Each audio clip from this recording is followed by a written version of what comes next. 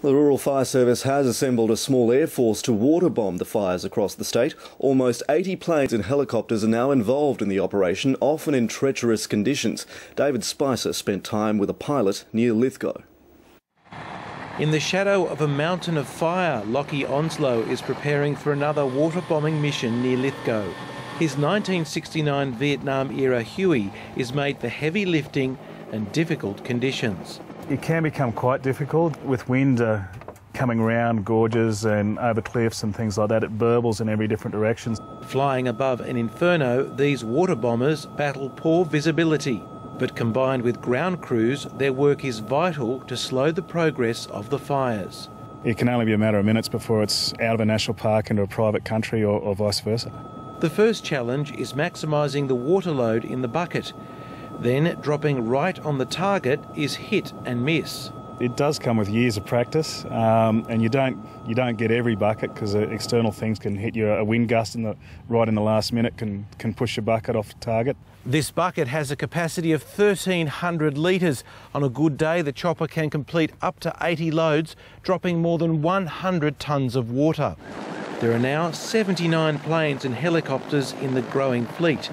The biggest is the Gypsy Lady, which arrived this month from Greece and can carry up to 9,000 litres of water or fire suppressants. Already there's been one near miss. A bucket became tangled with live high voltage wires. And there's power lines absolutely everywhere, and with the poor visibility and smoke and turbulence, they're one of our major concerns, is keeping ourselves out of the power lines. It's just one obstacle for these frontline defenders, attacking the flames from the air, with firefighters from all over Australia arriving to help. David Spicer, ABC News. This is not the first time the Blue Mountains has been engulfed by bushfires. Every decade or so, the region is burnt, with the worst outbreak in the 1960s. The ABC's Martin Cudahy reports. It's been a horror few days, and the reality is still sinking in. I was amazed at how quickly the fire and how far it moved in one day. I'd never seen it, and that's in 50-odd years of experience of firefighting. Already close to 40,000 hectares have been burnt, but given it's early in the season and it will get hotter, there are fears this is only the beginning. And it's always dangerous to draw a parallel. At best, you'd be going back to time periods in the late 60s, where the 68 fires would be close. It's my home. Come away. The comparisons are warranted.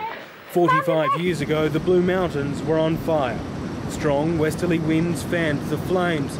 3 volunteer firefighters were among those killed. More than 100 homes were destroyed, 40 of them at Blacksland. Everybody must get out of this area at this particular the police have said, the firemen said to get the children out of the house. Since then, the area has developed rapidly. There are new homes built closer to the bush. For those residents, the RFS is predicting more danger. And paralleled in terms of risk and exposure for the Blue Mountains and Hawkesbury communities throughout this week. Heeding the warnings, horses are being evacuated. They'll be taken from the path of the fire. I've been up here about 17 years. Definitely the worst. The animals may be safe, but Di Thurgood is planning to return and defend her home. The fire front is less than 10 kilometres away and closing. Martin Cudahy, ABC News.